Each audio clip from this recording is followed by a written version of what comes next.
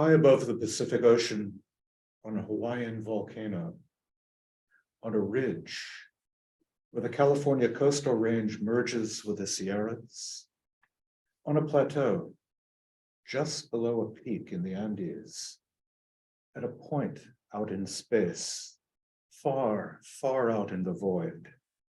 In all of those places, you'll find observatories where light pollution can't obscure the night sky, where the atmosphere thins, sometimes where there's no atmosphere at all. And in those domes and on those satellites, new telescopes are being assembled and calibrated, waiting for what astronomers call first light. That moment when the light of a distant star first touches those immense concave mirrors, the first star that telescope sees, that telescope ever registers, the light that first awakens those complex collections of metal and plastic and glass. You have to wonder, how many of those astronomers see the parallels between their instruments' first glimpse of the vast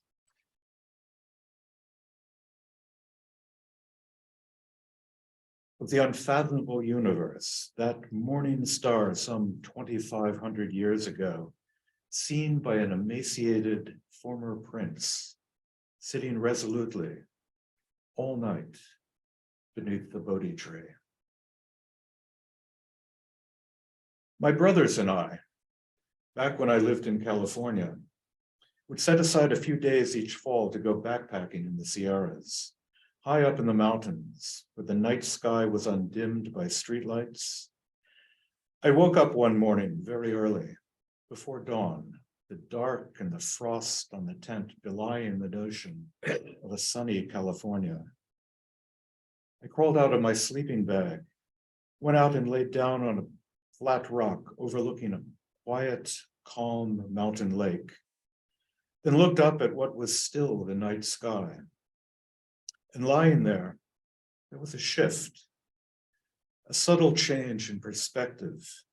And I was no longer looking up at the night sky overhead. No, I was looking down into the depths of the universe, deep, deep, past stars, past galaxies, past what the universe had laid out below me. Gradually, the sky went from black to indigo, to a brightening in the east, just over the ridge. And as it did, the sky righted itself. The universe turned and the first rays of the sun broke through. First light. The whole earth came alive. Chipmunks racing across gravel, crows and ravens calling out to each other, tumbling across the sky. The air warmed by the risen sun moving through the trees, rustling the pine needles, hawks searching for prey floating overhead. My two brothers stirring in their tents. I like to think that on a morning like that, after a night like that, Siddhartha Gautama sat under the Bodhi tree, opening himself to the quiet Nepalese dawn, struck by the faint twinkling of the morning star, by the rising of the morning sun. In the transmission of the lamp, a collection of tales of enlightenment, the Japanese priest, Keizan Jokin, tells the story like this. Shakyamuni Buddha was descended from the sun lineage in India. At the age of 19, he left Kapila Palace at midnight for Mount Dantokudzams, where he cut off his hair and renounced the world. After that, he sat on the diamond seat in ultimate samadhi, where spiders spun webs between his eyebrows and magpies built nests on his head. Reeds pierced his lotus posture for another 6 years. On December 8th, during his 30th year, he attained enlightenment when the morning dawned. The words, I, together with the great earth and sentient beings, simultaneously attain the way where his first lions roar. My stepfather had a cabin on a lake up in Maine, a place where he and his family would spend their summers going back to the mid-1950s, when he and my mother became a couple and then married. We became part of that family and would often drive up to spend weekends at his cabin. That end of the lake had become a kind of New Jersey colony in exile, as neighbors of Dick's from southern New Jersey moved in around his place. If you wanted to avoid their noise, the slamming of screen doors, the shouting across from porch to porch, the roar of an occasional powerboat, jet ski, or chainsaw, it was best to get up early, walk down the path to the lake, out to the end of the dock, and there enjoy the early morning peace, the solitude, the silence, and the change in the light that grew over the lake as the night faded. The sky slowly brightened, and the sun came up over the pines to the east. At that hour, the surface of the lake was like glass. The sun's heat hadn't yet stirred up the wind and scattered wavelets over the waters. Mist still drifted on the face of the lake, and close to shore, the aquatic grasses would be standing up out of the water, catching tatters of those mists. If you were lucky and quiet, you'd see and hear a loon who would be gliding off in the distance, calling out to its mate, lonely.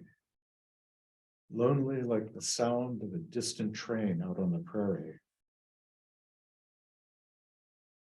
Dawn. Homer's rosy-fingered dawn, a time to open yourself to what Camus called the benign indifference of the universe. The hawks, the pine needles, the chirps of racing chipmunks, that splash from a jumping fish, the croaking of a hidden frog. None of these cared if you stood on that dock. Yet there in the early morning light, they opened their arms to you, just as you, in that moment of transcendent calm and beauty, would find yourself embracing them, being one with that serene yet everyday ordinariness. The water, the rocks, the pines, pine needles bowing, and the faint breeze of early morning, that brief time when you and the world around you became one. That moment when you glanced up and saw, if not the morning star, then the rays of the dawning sun.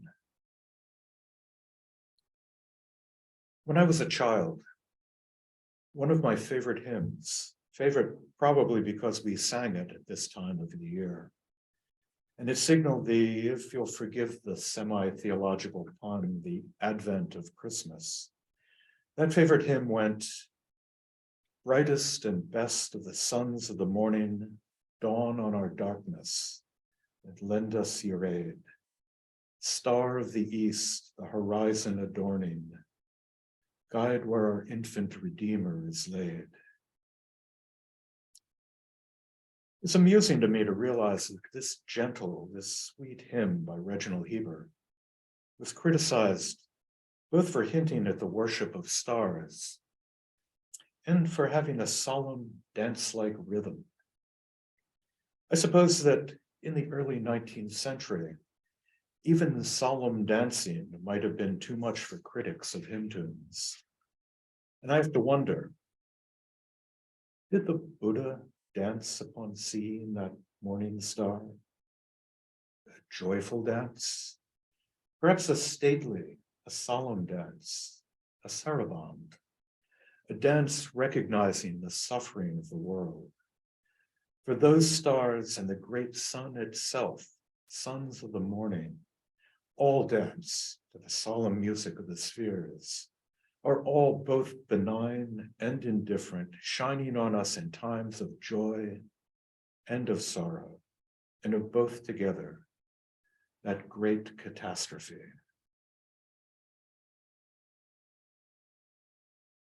Arthur C. Clarke wrote a short story set on the scorched remnants of an ancient civilization, a civilization prosperous, peaceful, artistic, that had been wiped out in an instant when its sun went supernova. Astronauts from Earth, one of them a Jesuit priest, there to study this, their first encounter with an alien, if extinct, people, came to realize that the planet's star, in going supernova, would have been seen on Earth as a bright star over the town of Bethlehem, announcing the birth of Jesus, brightest and best of the sons of the morning. Had it been 500 years earlier, perhaps it would have brought Siddhartha to his feet and caused him to say, I, together with the great earth and sentient beings, simultaneously attain the way. And if that great joy, that moment of awakening, together with the great earth, had been triggered by calamity, was it any the less? Still, star of the east, morning star, sunrise, the promise of a new day, of a new way of being in the world. This is our gift at this time of the year, born of a mixture of joy and grief, of success and failure, of wins and losses, a great mess. As Fra Giovanni tells us, there is radiance and glory in the darkness, could we but see, and to see, we have only to look. If on that morning, 2,500 years ago, Siddhartha had glanced up to a cloudy sky and been awakened by a snowflake drifting down, would that gift of awakening have been diminished? Did the thorns edging the holly leaves make the red berries of the holly tree any the less lovely? Keison's gift to us in this season of gift giving was set out by him at the end of his tale of Siddhartha's awakening, as he tells us, this mountain priest would like to add some humble words on the subject. Are you monks ready to hear, to listen? One branch grows beautifully from the old plum tree. In time, thorns also sprout. Thank you. And now, you rise in body or spirit as we sing closing hymn number 327, Joy Thou God